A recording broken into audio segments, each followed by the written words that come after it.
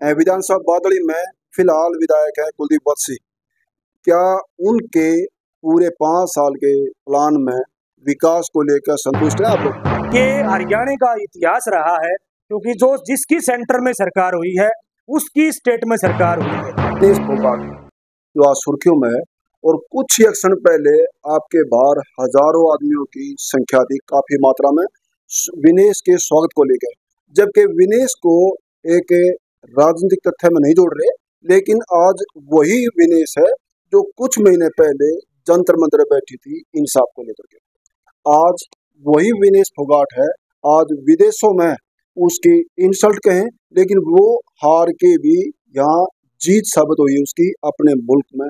लेकिन थोड़ा पीछे आते हम, वो जंतर मंतर पे क्यों बैठना पड़ रहा, जब एक पहलवान गोल्ड मेडलिस्ट होके इंसाफ मांग रहे हैं, रो रो के घर से बाहर और टेंट लगा के बैठे हैं, तो वहां अड़चन क्या आ रही थी? जब एक पहलवान होके रो रो के इंसाफ मांगेंगे तो आम बेटी का क्या होगा सर जी? वो तो कीड़े मकोड़ों की तरह मरेंगे। फिर इसमें जनता कुछ नया मोड़ ले रही है। वो आपकी ही पार्टी के, मैं नहीं नाम लेता किसी का भी, उन जनता का ये भी मानना है कि इसी पार्टी की एक अहम कड़ी है जिसको ये पहलवान निशाना बना रहे हैं, और वो पार्टी से जुड़े हुए हैं, इसी मारे ही पहलवानों को इंसाफ नहीं मिल रहा। तो विदेशों में इन पहलवानों की वजह से सबसे ऊपर होता तिरंगा, बिगुल बजते हैं, नगाड़े बजते हैं, खुशियां मनती हैं, लेकिन यहाँ मेडल वहां से जीत के और यहाँ वही बेटियां बेकदरी होती हैं, इंसाफ मांगती हैं। ऐसा क्यों? कुछ जनता यही मान रही है कि विनेश फोगाट को ये भी माना जाता है कि इसने तगड़े आदमी से टक्कर ली है, उनके ऊपर आरोप लगाए, इंसाफ मांगा है, और उसकी सजा भोगनी पड़ी विदेश में जाके, जो कि स्पोर्ट्स इकोनॉमी में उनकी चलती है, और ये एक आम खिलाड़ी है। क्या ये जनता सही कर रही है? जबकि गांव राम कभी गलत साबित नहीं होता, जनता कभी गलत और स्वार्थी साबित नहीं होती। तो जनता आपको लाइव देख रही है, क्या जवाब देंगे? नमस्कार जी, मैं हूँ धर्म सोनीपत। लोक शक्ति मीडिया देखने वाले सभी दर्शकों मेरा हाथ जोड़ राम राम। फिलहाल आज बैठा हूँ मैं विधानसभा बादली में प्रॉपर। आज चर्चा करते हैं, हमारे साथ खास बातचीत करेंगे कृष्णा ढाबे वाले, जो कृष्णा ढाबा है बादली के अंदर, बबलू लोकसर जी। आज चुनावी दंगल में, इस गर्मा गर्मी के माहौल में क्या चल रहा है, जनता किधर यूटर्न लेगी और किसको अपना इस कुर्सी का मालिक बनाएगी, तो हमारे साथ खास बातचीत करेंगे आज बबलू लोकसर जी। तो सर जी, सबसे पहले नमस्कार, आपको स्वागत है हमारे चैनल पर। नमस्कार भाई साहब, धर्म जी, लोक शक्ति चैनल के सभी दर्शकों को मेरी हाथ जोड़ करके नमस्कार। आज सर जी आप अच्छे अनुभव के साथ बैठे हैं, लोगों के बीच में रह रहे हैं और चर्चा करते हैं इस चुनाव की गर्मा गर्मी को लेकर के। तो आज जो है काफी सुर्खियों में है आप लोग बीजेपी पार्टी को लेकर। सबसे पहले आपसे चर्चा करते हैं कि आप बीजेपी पार्टी में क्यों जुड़ रहे हैं?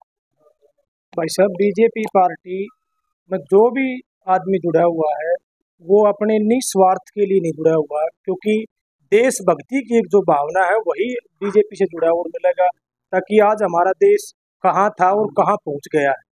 जैसे कि अभी कुछ दिन पहले भी कई जगह घटनाएं हुई थी, पाकिस्तान में के भी बंदे अपने भारत का झंडा लेकर बाहर अपनी जान बचा करके बाहर आए हैं। और अभी तो ज़्यादा बात मैं सेंटर लेवल की नहीं कर पाएंगे, क्योंकि अभी मुद्दा है कि विधानसभा चुनाव का कल बिगल बुक चुका है। 1 अक्टूबर को हमारी वोटिंग होनी है, और यहाँ से बादली विधानसभा से भाजपा प्रत्याशी श्री ओम प्रकाश धनखड़ जी मैदान में है।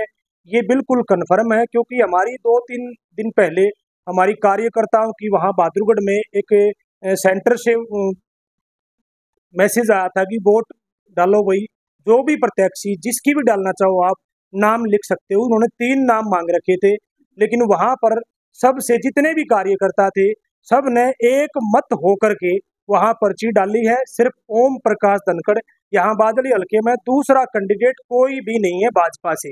और ओम प्रकाश धनखड़ अब की बार पिछली जो गलतियां थी भाई हमारे से हुई हैं, या हम फिर भी अपनी पब्लिक में जाके माफी मांगेंगे।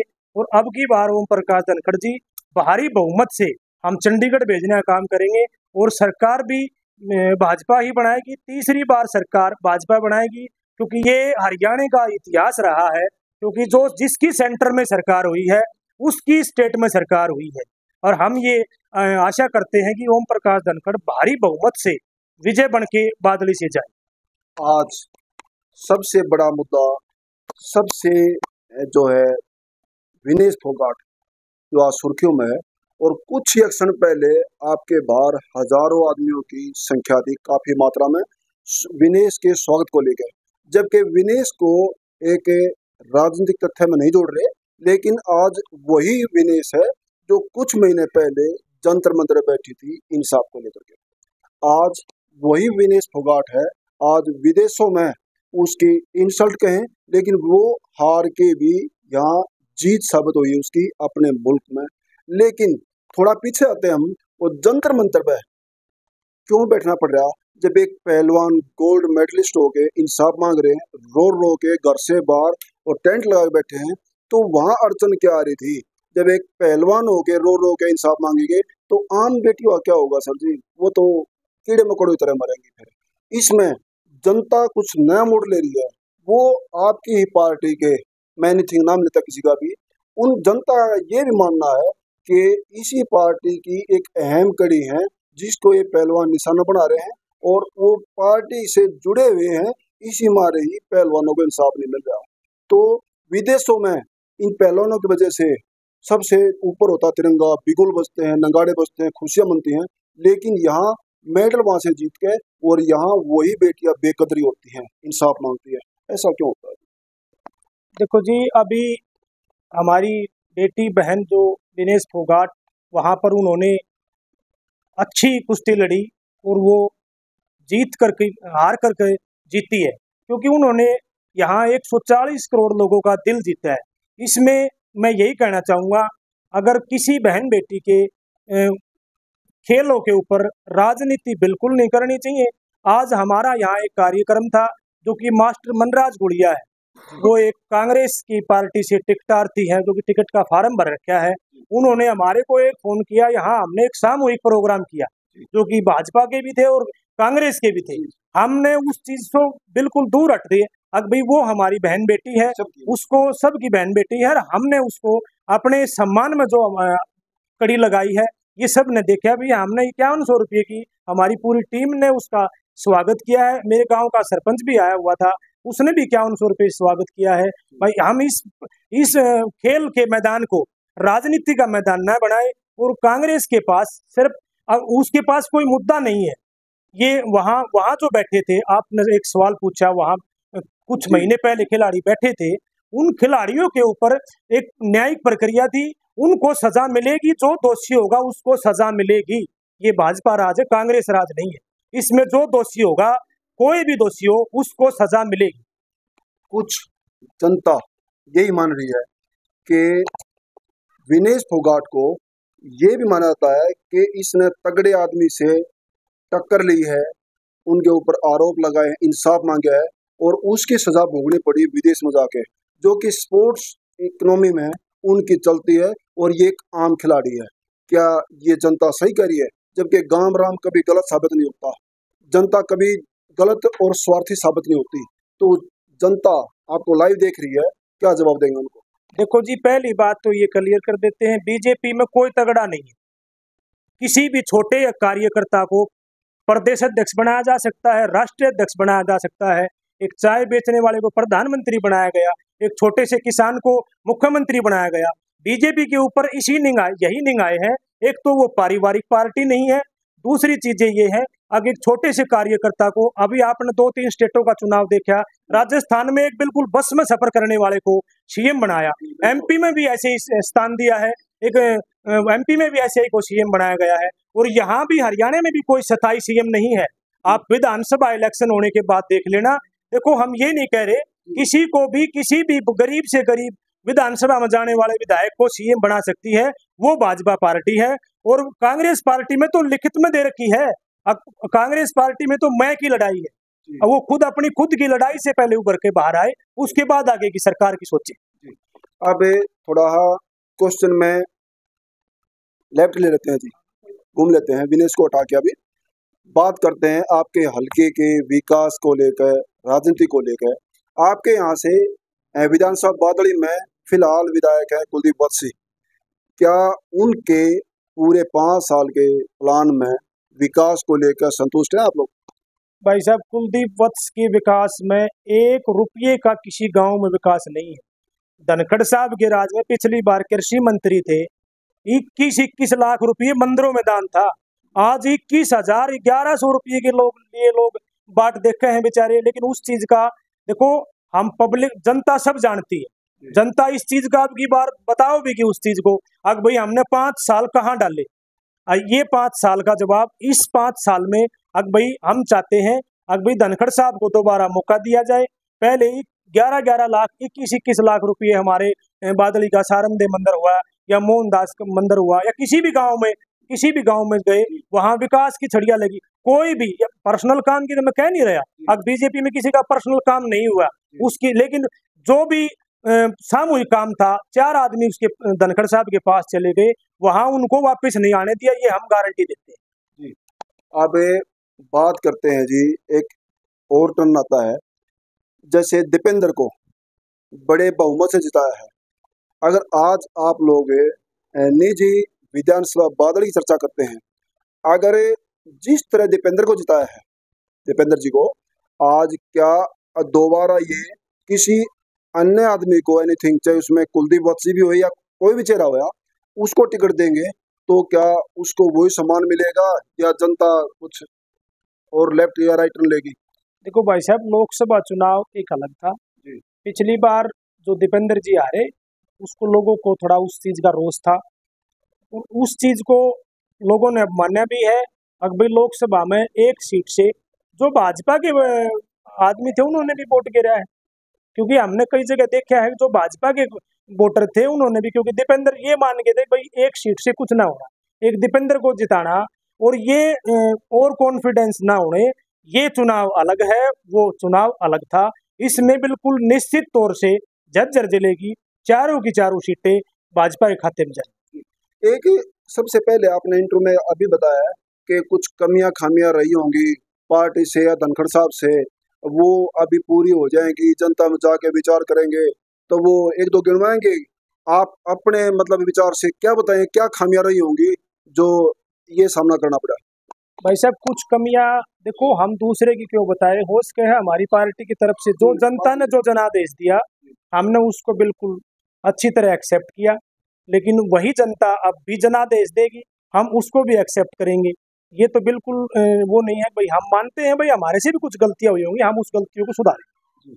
आज बीजेपी पार्टी से चेहरा कौन आएगा उसकी चर्चा नहीं है, उसकी चर्चा नहीं है, एनीथिंग कोई भी आ जाए, लेकिन आज निजी आप लोग प्रॉपर बादल में बैठे हैं और पिछले दरमियान विकास जो रुका हुआ है, चाहे शिक्षा दीक्षा को लेकर, चाहे हेल्थ को लेकर, ट्रांसपोर्ट को लेकर, कोई भी चीज लेकर, जो सबसे बड़ी जो चट्टान बन रही है वो क्या होगी, क्या नजर आती है आपको? अगर आज धनखड़ साहब होते या बीजेपी पार्टी होती या ऐसा होता तो ये विकास हो जाता। सबसे बड़ी चुनौती क्या आपके सामने? तो देखो जी, कई काम ऐसे हैं जो अगर धनखड़ साहब यहाँ से विधायक जी होते तो कुछ और ही नक्शा होता है इस बादली का। यहाँ पर कुछ 19 गांव की एक सिटी बनाने का प्लान भी था, वो भी पोस्टपोन हो गया था। लेकिन उसके बाद में हमारे अध्यक्ष जी ने खुद बोला, फिर भी उन्होंने कुछ काम प्रदेश अध्यक्ष रहते हुए और अपनी अगुवाई में खूब गांव में किसी में पानी की समस्या है, किसी में गली की समस्या है, वो भी काम करवाए। इसमें कोई संदेह नहीं है, अब भी काम कराएगा लोग। आज चुनाव में कहते हैं ना कि कांटे की टक्कर, हालांकि अपना पलड़ा हलवा कोई नहीं बताता, लेकिन मैं जानना चाहूंगा आपके बीजेपी पार्टी के कैंडिडेट और या पार्टी के टक्कर में किसको मानते हैं आप लोग बड़ा चेहरा वो होगा जो आज सामने आ रहे हैं? देखो जी, कांग्रेस पार्टी का तो आपने देख ही लिया, 21 उम्मीदवार लिस्ट में है। जी। अब उनमें से किसको लगभग 21 को पता भी है किसको टिकट मिलेगी। निर्दलीय भी है। हाँ, निर्दलीय उम्मीदवार भी आएंगे। हाँ, गुड़िया में भी इस चीज का विषय बना हुआ है, क्योंकि हम तो कहते हैं भाई गुड़िया भी सर्वो सर्वा है। हम बादली में ही, भाई मेरा एक छोटा ढाबा है और बादली में हमारी कर्म भूमि है, और बादली इस हल्के की जनता का फैसला यह गुड़िया ही करेगी, और गुड़िया ने मन बना लिया है अब की बार धनखड़ को ही बनाना। लेकिन कुछ निर्दलीय कैंडिडेट भी आ रहे हैं ना, मैं नाम नहीं कहता, वो कह रहे हैं कि गुड़िया खाप के कहने पे ही हम चुनाव लड़ेंगे, गुड़िया खाप मना करेगी तो नहीं लड़ेंगे। कुछ आजाद जो पहले विधायक रह चुके हैं, आगे ये गुड़िया खाप आखिर उनका डायरेक्शन क्या रहेगा, क्या चाहते हैं अभी? देखो जी, गुड़िया खाप का जो मान्य है वो सर्वो सर्वा है, और अभी तक ऐसी कोई बात नहीं है भाई गुड़िया खाप से कोई एक कैंडिडेट आएगा, ऐसी कोई बात नहीं है। बाकी फिर भी गुड़िया खाप कोई डिसीजन लेगी, ऐसी कोई बात नहीं। जिस तरह आपने बताया कि कुलदीप वत्स ने इस इलाके में विकास नहीं किया, साफ साफ बताया, तो सबसे पहले मैं जानना चाहूंगा कि नेगेटिव पॉइंट क्या है इस पिछले 5 प्लान में, जो आप विकास चाहते हो, जनता उनके पास गई और वो नहीं हुआ हो, दो नेगेटिव क्या बताना चाहेंगे उनके? कुलदीप वत्स ने भाई साहब एक शिक्षा के क्षेत्र में कोई काम कराया हो, किसी स्कूल में कोई काम कराया हो, किसी गांव में कोई पर्सनल काम कराया हो, किसी गली की मुरम्मत कराई हो, किसी मंदिर में कोई काम कराया हो, कोई सैड डलवाई हो, कोई भी एक काम गिनवा दो। और धनखड़ साहब के तो काम भाई साहब लगभग 8-10 हजार करोड़ रुपया पूरे हरियाणा की विधानसभाओं में से यहाँ लगा है। जो केएमपी पिछले 10-15 साल से पड़ा हुआ था, इसको चलाना, या अगर ये 10 साल पहले चल जाता, हुड्डा राज में चल जाता, तो आज हमारे जो ये अभी फिलहाल 5-5 करोड़ की जमीन हो रही है, ये उस समय होनी चाहिए थी। आप 5 करोड़ जब 20-20, 25-25 लाख रुपए के किले बिकन थे, आप 5-5 करोड़ के किले बिकने लग रहे हैं। ये जमींदार को ही तो फायदा है, ये किसको फायदा है? एक और लास्ट क्वेश्चन है, स्टिक का थोड़ा नहीं बताना चाहे तो कोई दिक्कत नहीं है। जिस तरह एक सिविल सर्विस वाला होता है, बुढ़ापे में पेंशन जरूरत होती है उसको, क्या अग्निवीर जो है, अग्निवीर को सही माने गलत मानेंगे? क्योंकि आज 4 साल में एक एम्प्लॉय वो भर्ती भी होएगा, क्या उस इनकम से घर बनाएगा, शादी करेगा, बच्चे पैदा करेगा, बच्चे शादी करेगा? अगर उसकी पूरी सर्विस होती तो सारे काम उसके सर्विस के दरमियान ही होते हैं, वो 4 साल में क्या करेगा? इस जो अग्निवीर योजना है, ये आपके हिसाब से सही है गलत?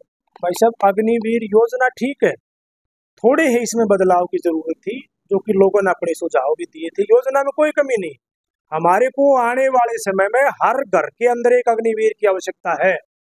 अब वो अग्निवीर जरूरी नहीं है कि भाई पैसे लेकर ही काम होते हो, जबकि इसने तो भाई तनख्वाह भी देने लग रहे हैं। उसमें साथ साथ में आज हमारा बच्चा 10वीं करके बीए करता है, तो 2 साल तो 11वीं 12वीं के लगे, 3 साल बीए की ग्रेड के लगे, डिग्री के लगे। अब 5 साल उसको तनख्वाह भी मिलेगी और उसको बीए की डिग्री मिलेगी। अगर हमारा एक बच्चा कहीं संपन्न हो जाता है, भाई साहब ये भी बिल्कुल है, एक फौजी अगर 15 साल फौज में नौकरी करके आ गए और वो रिटायरमेंट आता है, तो आप बिल्कुल रिकॉर्ड निकाल लो, कोई भी फौजी 1-8% की तो मैं कहता नहीं, वे अपने परिवार को, अपने गांव को भी सहयोग करते हैं और अपने परिवार को भी सहयोग करते हैं। वे अपने मतलब अगर जीवन में कुछ समस्याएं भी आती है ना, तो उसको संभालने के लिए तत्पर रहते हैं। जैसे कई डिफेंस वाले फौजी भाई तो ऐसे मोड पे होते हैं जिनको बेटा भी नहीं होता है, बेटी भी नहीं होती, और बुढ़ापे में एकमात्र पेंशन का इशारा होता है, चाहे किसी भी समाज से हो, तो उनको क्या जवाब देंगे पेंशन नहीं हो तो? फिर देखो भाई साहब, मैं आपको पहले ही बताई है कि भाई कुछ बदलाव है, स्कीम अच्छी है लेकिन उसमें कुछ बदलाव करने की जरूरत है। अच्छे अच्छे हमारे पास जर्नल बैठे हैं, अच्छे अच्छे एक्सपर्ट बैठे हैं, उनको एक बार सलाह लेकर उसमें कुछ बदलाव, अग्निवीर में कोई कमी नहीं है लेकिन उसमें कुछ बदलाव की जरूरत है, थोड़ी बहुत % की बदलाव होना चाहिए, हम उसमें भी सहमत है। आज जो आप लोगों ने सुने हैं बबलू जी के विचार, कृष्णा ढाबे वाले जो बादाम ढाबा है, आज इनके विचार को लेकर आप लोग अपने विचार जरूर देना और इसको ज्यादा मात्रा में शेयर भी करना। इसमें मुख्य तथ्य है, आज कुछ एक क्षण पहले यहाँ से विनेश फोगाट गई है और उसको राजनीति में ना जोड़ा जाए, जनता से यही अपील है भाई साहब की। और आज उस विनेश बहन के लिए भी और इनके विचार को लेकर भी आप अपने विचार जरूर देना और थोड़ा कहने को जा समझना। और बने लोक शक्ति मीडिया से धन्यवाद। सत्यमेव जयते। नमस्कार। नमस्कार भाई साहब, धन्यवाद।